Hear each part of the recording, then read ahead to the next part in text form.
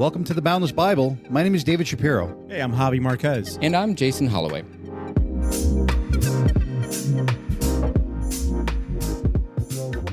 And we're back at the Boundless Bible, excited for this week's conversation, guys. How you doing? You sound excited. Hey, yeah, what's going on? I am very excited. I'm doing well. I am looking forward to jumping into this really wild lesson, I think, today and conversation about something that is a little bit confusing, a little bit. I'm not really sure why it's here. Many people don't know why it's here. And yeah. Let's kind of jump in and talk about the Transfiguration. The Transfiguration. It's So- in several books, right? It's in several books. You have Luke 9, 28 to 36. Yep. You have Mark 9, 2 through 8, and Matthew 17, 1 through 8. Okay. You have the Transfiguration. And let's just kind of jump into right after, very closely after, you have Caesarea Philippi. You have Jesus in Caesarea Philippi. Yeah. They're going up to a mountain. It is Jesus and three others going up the mountain. Do we know who those are? Peter, James, and the other cousin. I don't remember his name. John. Sorry. John. Yeah, it's John. James and John. Moses and Elijah. Later. Correct. Good They call. meet them up there. Good call, yeah. But yes. They meet them up there. So they go up this mountain, and there's this, this wonderful transfiguration that happens. But first, I'm just going to go over the mountains that are used in this. Right. So there's actually some debate on this because the exact mountain are not 100% known. Right. So you have Mount Tabor, which most people actually think this is the mountain that they were up on. Yeah. However, if you look at archaeology, which I love, they happen to believe that there was a Roman garrison on top of this mountain. Okay. This mountain was not the tallest in the area, and there was a garrison on top, so it couldn't have been this mountain without others seeing this. Oh, okay. Yeah. Mount Hermon, which is actually closer to Caesarea Philippi. Okay. Mount Hermon is closer. It's taller, and it actually Way taller. fits. Yep, and it actually fits Matthew 17:1. Being the height of the mountain and away from everything else. So this Mount Hermon happens to fit this description. When you actually look at the two that appeared with Jesus, Moses and Elijah, there are also two mountains in question. So Moses, everyone goes, which mountain? Mount Sinai. Yeah. We're Hands clear down, on that, right? Okay. But Elijah, there are two that people, again, it doesn't say specifically when this happens, because Mount Carmel, he's up there in one part of his story. Okay. There's also Mount Horeb, which he goes up at, which has another name. Does anybody know the other name for Mount Horeb? I don't. No. Mount Sinai. Does it really? okay. No way. Yeah. So Mount Sinai, when it is used in terms of, kind of think of Sinai as the peak and Horeb is the mountain area, the mountain ranges. Okay. Okay. But when you look at Mount Horeb, when it is described in the Bible, it is described as quiet, the whisper. So this is where, again, very quietly, Elijah is talking to God. Okay. And Mount Sinai is known as thunderous. And you have Moses on top of this mountain, Yeah, thunderous.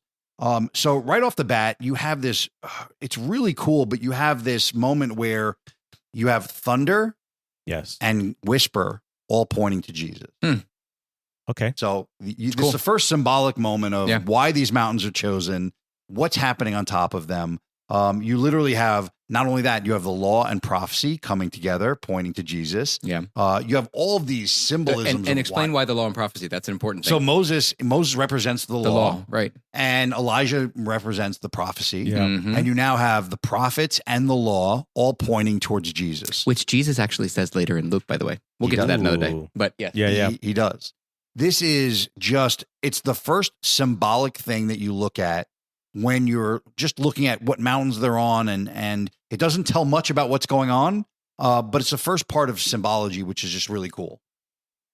I'm not sure we mentioned what is the Transfiguration and what happened. Go for it. Yeah. Tell the story. Yeah. All right. So, Go for it. yeah. Just for those that maybe don't know. So Jesus goes up to this mountain and he's in face with God, pretty much. He's talking to God and he's transfigured. Pretty much his clothes are white. His face changes, is they say. glowing white, right? It changes, yeah. And then we see also Moses and Elijah there. Jesus, obviously, like David said before, that he goes up with John, Peter, and James. Yeah. So they're all up on this mountain, and this is what happens to Jesus as he speaks to Moses and Elijah, and of course God. And then Peter asks to build shelters. Correct, which again, more symbolism. We'll get there. Okay. More symbolism. Yeah, go for it. He said, let's build 3 tents. This is great that we're here. We'll build 3 tents. Right. They don't need 3 tents. You know why? Because the tents represent the tabernacle. That's the tenting. We don't need 3 tabernacles. Yeah. You only need 1 and you're with him. Yeah. So you don't need it. He doesn't need a dwelling place. They don't need a dwelling place. You're yeah. with the God. So he kind of looks at Peter, He did. in a way where you don't know what you're talking about. Yeah. You don't need 3 tabernacles because I'm the only one. You don't even need 1 because I'm with you. I don't need a dwelling place. I'm dwelling with you right now. Yeah. Wow. Hold on. Give me a minute. The moment of a kid like standing up in class asking the wrong question. Yeah. Or asking the right. It's like, ooh. Well, but this is really significant, right? Like they have been traveling with God. Yep. They should now they've watched him do miracles outside of a temple, which is a big deal because no miracles happened outside of a temple previously. They watched all that. They saw that. They should have understood by then. Yeah. Then they go up the mountain. They watch him turn into an angelic being. Yeah, right. They see the law and the prophets join with Jesus in the same way that he has been speaking of. Right. And they still ask the question, should we permanently place a structure here because we need to put a structure like a temple? Mm-hmm. Yeah. Right. So they still haven't gotten it. And so it's just this other reminder that you can see it dead on with your eyes. Yeah. You can experience it with your faith and your heart and yourself and still not quite get it. Yeah. So to me, that's the reason why he brought them up to see this transfiguration. It's Poor Peter, though. He's always the one that Jesus is like, for real? For real, dude? Come on, man. But it's always him, though. Like 3 years. Yeah, 3 years I'm with 3 you. years. He actually says, how long must I be with you while you act like this? Yeah. But that's what it is. I think that's the reason why he brought them up for them to see him talking to God and see him transfigure is to show like, hey, I'm not just a rabbi. I am the Son of God. Which in all 3 cases, I believe they had already said, you are the Messiah. He says, who do people think that I am? Yep. Has that happened before this? It happened just before this, actually. I think at least in Luke, I know it happens right before this that. is that moment where he is literally the Philippi is where the rock of Peter. Peter. So this is The where he foundation. already so Peter already proves he knows who he is. Right. Which is why he says, I'm going to build the church. Right. Because he says, yes. who do people say that I am? Yep. Right. That's what happens before this. Who do people say that I am? Yeah. That's right before this. Right before. Okay. So yeah. that's, again, super significant. And is that the same in all 3 stories? I just don't remember off the top of my head. I'd have to look. I don't believe I know it is in Luke for sure. Yep. And then in Luke right after that, he says, after he says that, yes, you are the Messiah, he says, some of you here will not pass to your final days until you have seen the kingdom of God. Something along those lines, right? Yeah. And so now this is like the precursor. That's the foreshadowing of in a couple of days, you're about to go up to this mountain and see me transfigure and see that for sure the kingdom of God is right there. Yeah, that's good. That's a good point, actually. Yeah. I think it's amazing that he's bringing up the 3, and there's so many symbolisms there, right? 3. Bringing 3 and like having this close guys that know more than maybe the other 12. Mm-hmm. And there's all that, right? Like, why bring the 3 up? They're the first 3, actually. Now that I think about it, they're the first 3. They were all the ones he got right in the beginning, right? It was Peter, James, and John. Yeah. And I don't. So it's the people. So maybe it's not like the most faithful. Maybe it's the 3 who had known him the longest, who would have the most reason to not believe. They had seen him in the flesh more time than anybody else. So to watch him transfigure would be the most impactful for those. It 3. could be. There's not anything written on it, but it definitely could be. Yeah. But now, what do they talk about? And this is the part where, Transfiguration happens. Sure. You have Jesus with Moses and Elijah. What in the world are they talking about? So we could say, okay, one represents law, one represents prophecy, and then you have Jesus. So why they're there? Okay, but what are they saying? And the only reference we have to that, really, if you look at Luke 9:30-31, they mention a departure. That's really the only words that are understood is departure. The word for departure used for Jesus, so this is Jesus' departure, is the same word for Exodus. Okay, so again, you go, well, that's why Moses was there. It's the Exodus. But no, this is really the only wording that we have in this entire interaction is that Jesus is going to have to depart. Yeah. So we can look at that as his sacrifice. He's going to have to depart sacrificially. Yeah. This is the exodus of all of the people who deserve punishment in hell into the exodus into heaven. So there's a lot of, again, symbolic things we can look at that moment, but we don't really have any idea what the conversation was. We have no clue. Yeah. Right. So this is where I'm going to get a little crazy. If you want to respond before I get a little nuts. No, look, I think that's interesting. Like I just read the same thing. The Greek is exodos. Yep. So it's about that. And I think it's interesting. Before we even get into that, I think we're talking about Moses and Elijah being up there with them. You know, Moses is the law, and Elijah is the prophets, in the father of those books, those sections of the Torah, right? Yep. Was Moses said to have died and been pulled up to heaven? Or was he? I think Elijah's the only one who ever resurrected. Body, I think. Well, just because we're getting into that. Okay. All right. One of the really cool things that you don't realize is right now they're on a mountain in the promised land. Right. That Moses never got to go to. Right. This is the first time we see Moses in the promised land, actually. So he died prior to being allowed into the promised land. And now Jesus has invited him into the promised land for the first time. So it's really cool to actually see. And if we want to go time bending stuff, right? If we want to go like time bending, was when he was up on Mount Sinai, was he actually up on the same mountain, that's where looking out at the future? So, and that's where my crazy goes. Yeah. Well, let's go crazy. Let's go crazy. Let's go hyperspeed. Was this a vision from their time? Was this a vision from their time? Or is this God pulling all three into a shared now? Because time does not exist for God. Right. So is this something where Moses and Elijah have been speaking from their own time, which Moses was around 1400 BC, Elijah was about 800 BC, and God's glory transcends time. So he again, Jesus now is ripping off the fleshly self. Yeah. He's transfiguring into God, transcending time, and pulling these two into what they consider the present shared tense now. Yeah. They're there now. Right. Yes. So this was God. He's not breaking into time. He's just taking time that we're bound from out of the picture. So what I'm hearing you saying is when Moses was on the mountain talking and Elijah was on the mountain talking to God, and Jesus was on the mountain talking to what we see here in the Gospels. They were all actually talking to him. The same time for their own time. Yes. Is what you're trying to say. Yes. So before Abraham, I am. Not I was. I am. So when Moses was on the mountain talking, he was actually talking to Jesus. Jesus was there in the mountain with him at the same time. Could have been. Yeah. I could have been. It makes sense. I'm just trying to clarify. It makes total sense, right? It's kind of like your multiverse theory. I have questions on that, but let's do it. So that's actually a good point. I think it's an interesting way to look at it. My questions would be: there was things being said to Moses at that time. He was getting the covenant, right? He was getting all the laws down at that time. He was doing the job. Wasn't because he was writing down. I say the job because he was writing down the tablets, everything that he was there for 40 days, 40 nights, right? So he was there for a long time. He had time writing down this work. And to me, my question is, well, if he's there with Jesus and they're having this interaction, I mean, in 40 days, you could maybe break apart and go, hey, Jesus, how are you doing? And they could just talk to each other. But God was talking to him, telling him things for his people at that time. Why would Jesus be there? Wouldn't that interaction be a little bit? You just answer your own question. You go, he was talking and interacting at that time.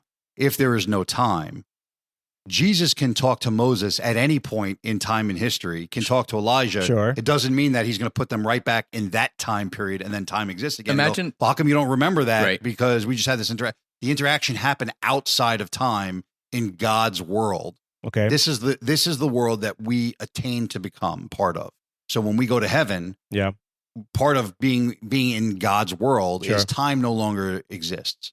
So we're going, if I'm pulled out of time, I'm in an area now where I can see things and be part of things that are happening past, present, future. Sure. But there was things that were being said though. Yes. So God confirmed his son saying, this is, I have it here. Sorry. So God says to them on the mountain, he goes, this is my son whom I've chosen. Listen to him. Yeah. Mm-hmm. So to me, Moses heard that. So I don't know if Moses ever wrote anything prophesying for Jesus, the promise to come, the son to be. Nope. Again, first we're assuming that Moses heard it because this wasn't directed towards Moses; it was directed towards the Peter, 3 apostles, Peter, Jacob. But okay. even if Yeah, he, Peter, but James, even if and he John. did, we're pulling yourself out of the normal linear time. Yeah. So I can hear things in the future that haven't happened yet. It doesn't mean that when I go back to the past, I know the future. If time does not exist in God's world, Okay. it does exist in the human world. I don't think it necessarily. I don't see it quite as the. I mean, I know what you're saying. Yeah. We've had these kind of like Yep. time bending Yeah. conversations before. Where, look, if you really want to get weird for a second. Well, so look, in between that a whole second, concept is weird, and but the here, look, foundation of it, meaning the rules behind it, it's weird, right? So no, but it's hard it's to even say, actually, but we it's don't actually know not. what's It's what. not unreasonable. So Yeah, think yeah. about the fact that if time is broken in half, and time is broken in half, and time is broken, if a second is broken in half, and then that second is broken in half, and that's broken in half, and that broken. Eventually, there has to be a middle there that is nothing. There has to be a point when all time stops. So time can stop right this very second. You and I could have stopped talking right at this very second, and 10 million worlds could have happened in the span of that time, and then we come back to this moment, and Sure. never realized that 100 million lifetimes went through. Like, time is a weird concept, right? Okay. So let's just go back to like, if it is a timeless place, what David's saying is like, essentially in all of their worlds at the same time, time would have stopped across time. Sure. And they would have merged in that non-time space Right. to be able to speak about it. Whether they knew about it after they came back, who knows? Maybe it was just a ripple in time. Now, I actually don't think that's what happened. If we have to go in that world, clearly they all stood on top of a mountain. We got that, right? Yeah. Let's go way more physical. They were all standing on top of a mountain, potentially even the same mountain, at separate times in history. I kind of see it as like, when Doctor Strange like does his hand around, then you get that like The time loop, like time, not even time, but like portal? they can jump through a portal, right? They have this portal where you can jump through to go to different places in space. Well, if you can go through space, you can go through time. Sure. So what's the difference? It's like they're on top of the mountain and like God opens a portal and they can all look at each other through the portal. And they can all look at each other and see each other, and they're kind of doing like the Spider-Man, like pointing at one another, like you and Right. you and you and you. You. But they look at each other and they have a conversation, and they speak to one another about what's coming and what was and what is. And, Yeah. And again, who knows whether we're implying a whole lot here, but there's a clear statement here. They spoke about his departure, which means that, and again, the word's exodos, and it means his physical departure. So, it's anyone's game as to what they talked about, but they definitely had this conversation, which means if they knew it, Abraham already knew what was coming. Elijah already knew what was coming. Yeah. And that's a really fascinating concept that like, that's also what helped them to have the strength and commitment to move on. Even if it was like dreamlike state, like even if it was a dreamlike state, sometimes we all have these moments in our life where we have this like awakening or this enlightenment, like literally Sure. light shines big on our lives. Yeah. And we say, that felt really true. And that gives you the faith to keep going. Yeah. For me, I look at it as what it reads, right? It's how we see the angels appear. That's how I see how Abraham and Elijah appeared. Oh, interesting. Yeah, not through a portal or anything. He just appeared, right? I won't say magically, but like they just appeared on the mountain. I'm glad you said that, because that's why I was asking about their position after death. Yeah. So Moses died. Elijah, they actually don't have as died. Okay, Right. Well, that's And why Moses, that's we why I never knew, found but the I don't body. remember the Moses thing. Yep. But the body. They never found the body. Yeah. Is that what it was? Moses died, but So there is, again, this goes into debate of, did Satan fight for the body of Moses? That's right. I thought about There's- that. I knew there was something There's weird. a lot behind it, but we don't really know. Okay. So we don't know about Well, him, but we do know that Elijah was said to We have know that never, he did not make it into the promised land. but you're right. Well, he didn't make it to Right. the promise. But we know per the Bible that Elijah never died. Mhm. So is there a chance that was Elijah at the top of the mountain? Right. Well, that's what we read, that it is Moses and Elijah there, right? Or the guys, like, how would Luke know that this is Moses and Elijah, right? Right. I also Well, Matthew he and Mark also- and Luke all said. Right. They all say the same thing. What I'm trying to say is, how is that person in the New Testament at that time knows Elijah, how he looks like? He's not wearing a name tag saying I'm Elijah. That's a good point. Right. To them, that's what's being revealed to them through God, as God also spoke to them. Right. Yes. He spoke to the disciples that were there, saying, "Hey, this is my son. He's he's the one." Mhm. Right. And these are symbolism that showing that he is the fulfillment of the law and the fulfillment of the prophet. Look at my you. son That's right there. knowledge. Look at that. That's who solid. he is. He is the guy. So they walk away from that going, well, Jesus said, when you walk away from here, don't say anything to anybody, because not just yet, but to know that I am who I am. Yes. Right? Through this body. Well, and it happens after they, and I'm again, not just a man. I'm also. You have to take 10 steps back from this thing too, because Sorry, it's really, no, you're completely on it right now for me. Like, I think I'm right with you. Okay, I think yeah. because we get caught on the details sometimes, and sometimes you have to step back and ask yourself the bigger picture. Right. So just before this, he had asked, "Who do you think I am?" And Peter said, "I think you are the Messiah." And he basically said, "Cool. You now are the you Jewish can be Messiah, right? now you can be let. Yeah, you're the Jewish Messiah. Now I can let you in to the proof of that. I don't want to let everybody else in, because I was thinking about this actually last night, and I don't know what brought it up, but why did he keep telling everybody, I don't want you to know. I don't want people to know. I don't want people to know. Why did he keep doing that? Right. And I think it's because if everybody believed he was a Messiah, then everybody would have, then there's no belief in themselves, right? They can't, I can't come freely to you. Right. Yes. I was told by somebody else that you are, well, look, there's that's not greed. strong. Greed's not the word I'm looking for, but like, for him to die on the cross would be, the big Messiah is dying on the cross. Like, he didn't want people to know, because the time for them to know is after it's over. Because if they know, they won't sacrifice me. That's what I was trying to say, right? Like, okay. Like, if they know, if they really know, then they won't sacrifice me. If they don't sacrifice me, there's no death. And if there's no death, there's no salvation. So I don't know. So I think that, like, when he goes up on the mountaintop and he's showing them, I really am who I am, it's theirs. And by the way, everybody who's ever read the story now sees, he was the thing he said he was. Yeah. But it's ex post facto. It's after the fact. Yeah, it's after the fact. Yeah. And that's the point, is like, you need to know about it later, and then you need to go, what did I do? Like, the only, and again, I'm getting back on the time thing only because Jesus could have done this at any moment. He could have just turned himself into a white transfiguration with nobody around, the Father coming through the heavens. He did, right? Like, that's the weird part about writing. But yeah, I mean, there could have been that moment. The reason why I believe he went up on the mountain and had this interaction with two people from completely different eras from where he was. Yeah. I do think it's also to show that a little glimpse of what time really does, and that it doesn't really exist. I think there's a reason for it. It's not just, hey, well, what does that mean? I think that there's importance, and the importance of it is a couple things. One is eternal life doesn't start after death. It starts now, which is why believing is so important. Yes. So I don't think he's going, hey, you can wait, you have time, you have this. Believing in and the actual gaining heaven starts now. Yeah. And I think so time-wise, he's showing that there's less relevance to time. That's a deep one. I think that Jesus is not bound by time, so he's meeting us where we are. He can heal our past, present, and guide our future. Yeah. I think he's showing now, again, Moses not having been allowed into the promised land, and now he's there. Yeah. This would have had significance to a Jewish person looking at that, going, why is Moses here when God said you will not enter? Mm-hmm. Yeah. Okay. And now he's entered. I think that it shows that God, Jesus, spiritually, spiritually he entered. He didn't necessarily, his body. But I think that it shows that God can heal your past. Yeah. That he's outside of time. Yeah. And then also, just in a nice, that sounds really nice type of way, our prayers are echoed into eternity without a time limit. Yeah. So when we pray and we're like, how come this isn't happening now? There's no time limit on our prayers in heaven. I think we look at things through time. This is how we are. And when you look at God, what he's showing us right there, he's going, I am beyond time.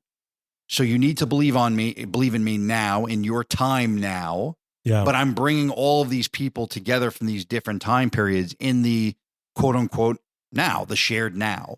I just happen to think that this is, yes, to start talking about time and the lack of time and rules around that and law, we don't know what that would be like because we don't have that ability. Yeah. God does. Yeah. And I think when he's showing us this ability of how he's bringing all of these people throughout time, and I don't believe this is their quote unquote ghost, this is their soul. Mm-hmm. I think this is actually them in this moment with Jesus at that very mountain. I'll tell you this. As I look at the disciples, right?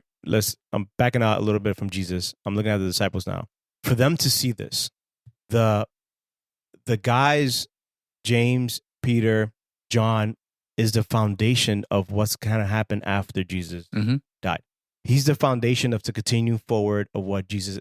They're the foundation. For them to see this, it holds so much weight to moving forward. I feel like I don't know if they're listen. There were a lot of the apostles that if you talk to people in India, who Thomas went and preached to them. I don't know if they're going to look at Peter as the foundation. No. But Peter was called the rock. Yeah, that's, yes, Peter, but it's hard. It's hard. But I think when you look at 12 disciples, 12 apostles that went and did this work afterwards, I don't think you can pick out 3 and go, you 3 were the reason. No. Don't get me wrong. Sorry.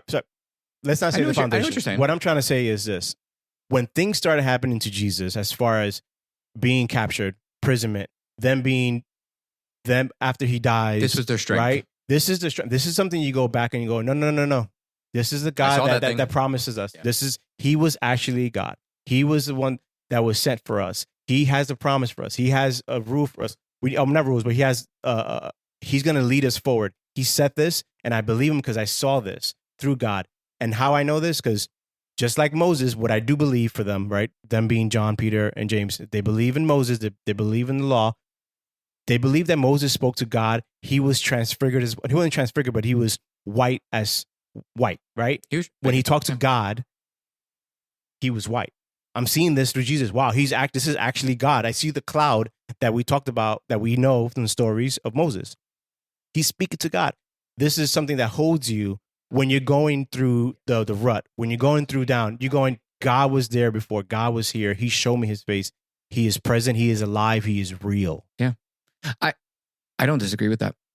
I also think, I mean, again, to your point, it doesn't make them the 3 most important, right? Mm-hmm. There could be others, but I always hate to take the 3 steps beyond like what we really know, but who knows? Maybe Thomas needed them to come down and like, he was called Doubting Thomas. He was Doubting Thomas. Maybe he needed, and he was super important in India for sure. But maybe he actually needed for James to come down and go, dude, I saw that. That's real. Yeah. Like that's not fake. That's real. But with all 3 of them seeing it, all 3 of them still doubted, still had moments afterwards. For sure. So even, that's what I'm saying. I don't know if this is necessarily about, hey, we saw this and now we believe, because they still don't fully. I don't think this is a moment of. I think it's bigger than that. Exactly, and I think it's bigger, and I actually think it's bigger for a reason you won't think I'm going to say it's bigger. I think it's bigger because why? I agree, it's bigger than that. I'm just trying to say that this is something that to me is why those 3 and why whatever it is, and maybe it doesn't matter as much, but is a significance there, leading forward to lead this. Like they led this forward. What happens after? Even though they doubted, we all doubt. Moses doubt. Moses, like Moses saw God. He spoke to God. He still doubted. He still complained. Right. He still. Mm-hmm. That's why he didn't make the promised land. Right. That's what we're talking about here. Yeah. So, like, it's okay to say that, but to have that, to know that, to see that, I think it holds some weight. This is an and thing for me, right? Sure. This is not a this or that. I think you're right. I think you're right. I think also the important part, and I kind of mentioned this earlier. If anybody hadn't have been on the mountain, nobody would have known about it. So had to have somebody on the mountain, somebody who was going to be a part of it, like somebody who was going to be somebody who was going to be a part of the writing of the Bible later, or else nobody would have known. Mm-hmm. In fact, Jesus went off to go pray alone a lot.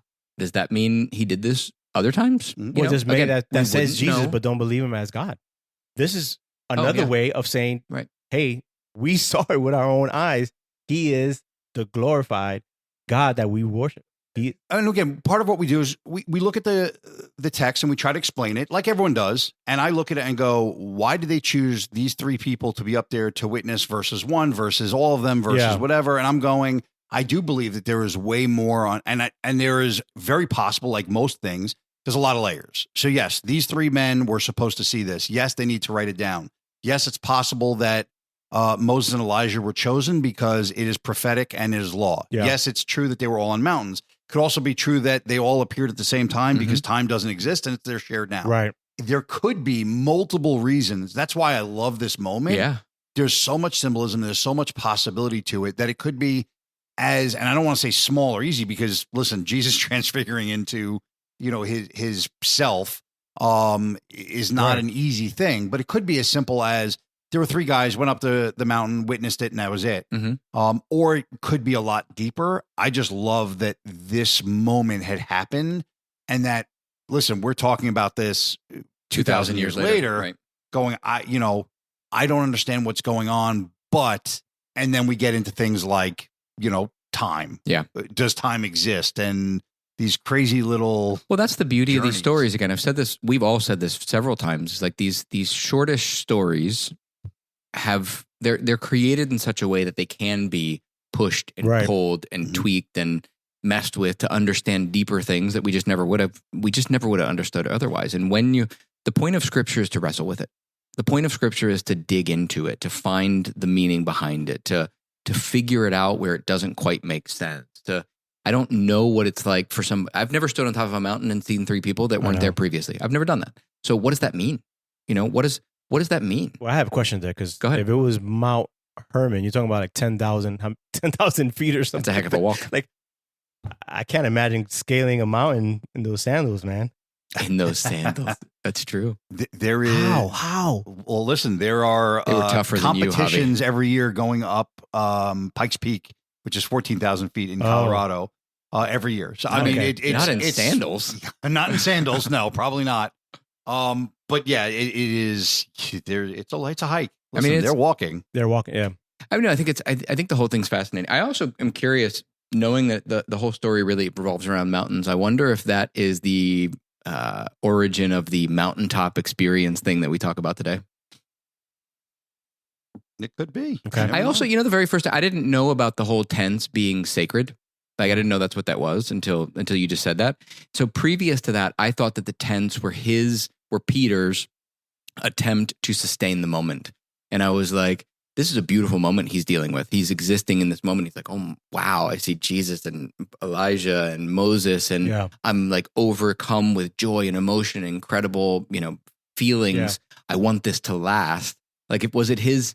Of course. It could just be 3 tents. I mean, the hang out here for a while. The AMP version does say it's sacred. So I didn't caught that before, but like, it's definitely what you said earlier previously, but it's also like, does he just want to like live in this moment? And again, what don't we all know that moment of having this enlightened moment and being, I want to live in this? What I read from that is Peter saying, we're just here. Like, can we help you anything? Yeah. You're like, Master, should we even be here?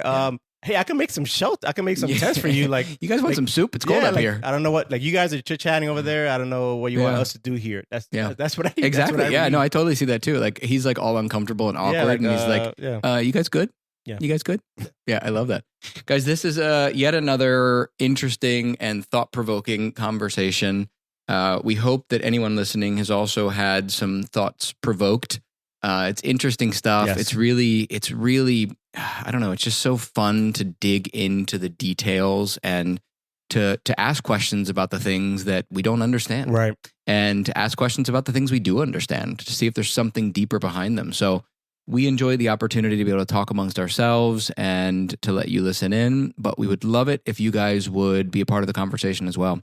Yeah. So make sure you're leaving us some comments, some, send us emails, send us a text message. You can check in your podcast, and there's actually a text message link. And we will receive it. Yeah. But we love these conversations. This is what we do. We don't even need to be on a podcast, and we do this all the time. This is just what we do for fun. So if you want to be part of the fun, let us know. Please review us on the social, not on the social. Please review us on the podcast channels, and we look forward to talking to you again next week. Thanks, guys. Have a good one. Have a blessed week. God bless.